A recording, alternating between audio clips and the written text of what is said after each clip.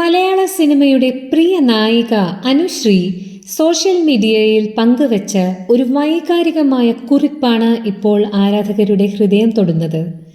തൻ്റെ ഏറ്റവും അടുത്ത സുഹൃത്ത് പൗരോഹിത്യം സ്വീകരിച്ചതിൻ്റെ സന്തോഷമാണ് നടി ചിത്രങ്ങൾക്കൊപ്പം പങ്കുവച്ചത്. സന്തോഷവും സങ്കടവും കലർന്ന ഒരുപാട് മുഖങ്ങൾ അവിടെ കണ്ടുവെന്ന് അനുശ്രീ പറയുന്നു.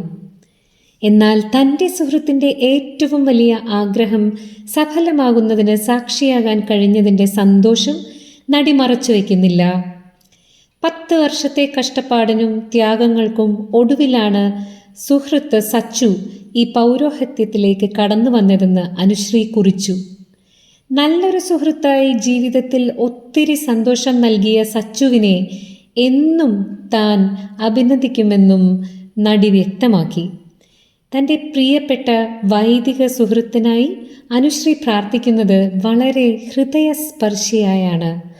യേശുവിൻ്റെ നല്ല പുത്രനായി ദൈവത്തോട് ചേർന്ന് നിന്ന് എല്ലാവർക്കും വേണ്ടി പ്രാർത്ഥിക്കാൻ നിനക്ക് കഴിയട്ടെ എന്ന് നടി ആശംസിച്ചു. കുറിപ്പിലെ ഏറ്റവും വൈകാരികമായ വരികൾ ഇതായിരുന്നു: ഈശോയോട് എൻ്റെ വിശേഷങ്ങൾ പറയാനുള്ള ദൂതനായി എന്നും നീ അവിടെ ഉണ്ടാകണം.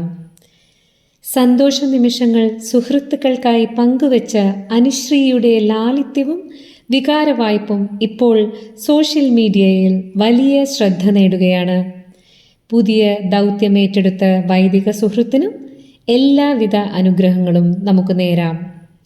കൂടുതൽ സിനിമ സീരിയൽ വാർത്തകൾക്കും വിശേഷങ്ങൾക്കുമായി ചാനൽ സബ്സ്ക്രൈബ് ചെയ്യുക, ഫോളോ ചെയ്യുക, ഷെയർ ചെയ്യുക.